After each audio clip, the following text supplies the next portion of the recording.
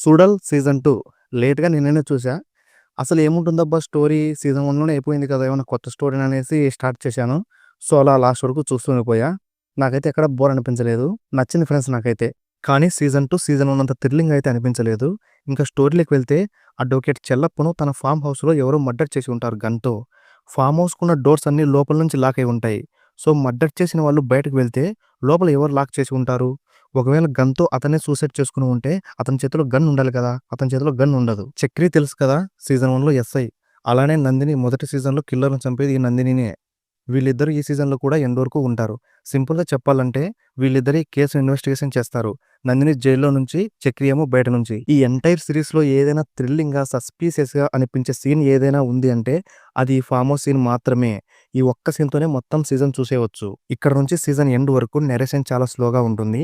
ఈ ఫార్మ్ హౌస్‌లో జరిగిందే ఒక ట్విస్ట్‌లా ఉంటే 8 మంది అమ్మాయిలు పోలీస్ స్టేషన్స్‌లోకి వెళ్లి మేమే మర్డర్ చేశామని సరెండర్ అవుతారు.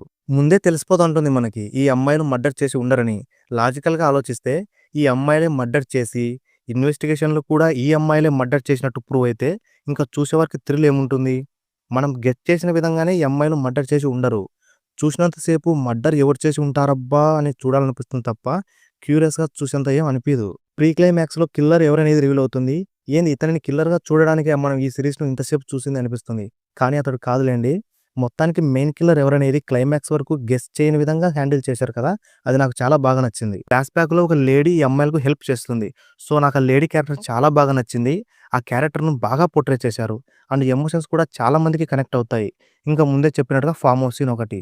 అలాగే ఎస్ఐ చక్రి సీజన్ 1, సీజన్ 2లో యాక్టింగ్ చాలా బాగా చేశాడు. ఈ 2 సీజన్స్‌లో కంటిన్యూ‌గా కనిపించే క్యారెక్టర్ ఏదైనా ఉంది అంటే అది చక్రి క్యారెక్టర్ మట్టుకే. చాలా మంది చక్రి క్యారెక్టర్‌కు కనెక్ట్ అయిపోతారనమాట. అంత బాగా యాక్టింగ్ చేశాడు. ఇంకా నాకు బాగా నచ్చిందేంటంటే ఈ సీరీస్‌లో ఉత్సవాలనమాట. ఎందుకంటే ఈ ఉత్సవాలను సీరీస్‌లో చాలా బాగా వాడుకున్నారు. చాలా బాగా లింక్ అవుతుంటాయి. సీజన్ 1లో ఈ ఉత్సవాలు 9 రోజులు జరుగుతాయి. అదే 9 రోజుల్లోనే ఈ సీజన్ మొత్తం కంప్లీట్ అయిపోతుంది. అలానే సీజన్ 2లో కూడా ఈ ఉత్సవాలు 8 రోజులేమో జరుగుతాయి. అదే 8 రోజుల్లో ఈ స్టోరీ కూడా కంప్లీట్ అవుతుంది. బాగా సెట్ చేశాడు డైరెక్టర్. ఈ ఉత్సవాలను చాలా బాగా వాడుకున్నాడు. సినిమాటోగ్రఫీ విషయానికొస్తే చాలా న్యాచురల్‌గా ఉంది. సీజన్ 1తో కంపేర్ చేస్తే సీజన్ 2 డల్ స్క్రీన్ ప్లే అని చెప్పొచ్చు. చూడని వాళ్ళైతే హ్యాపీగా చూసేయొచ్చు. సీజన్ 1 చూసిన వారికి సీజన్ 1 బావుంది. సీజన్ 2 కన్నా అనిపిస్తుంది. సీజన్ 1 చూడని వారికి కొత్త థ్రిల్ ఇస్తుంది. ఇంకంతే ఫ్రెండ్స్ ఈ రివ్యూ. నా రివ్యూ మీకు నచ్చినట్లయితే ఖచ్చితంగా నా ఛానెల్‌ను సబ్స్క్రైబ్ చేయండి. అలాగే లైక్ చేయండి, షేర్ చేయండి. మరో వీడియోతో మీ ముందుంటాను. Thanks for watching.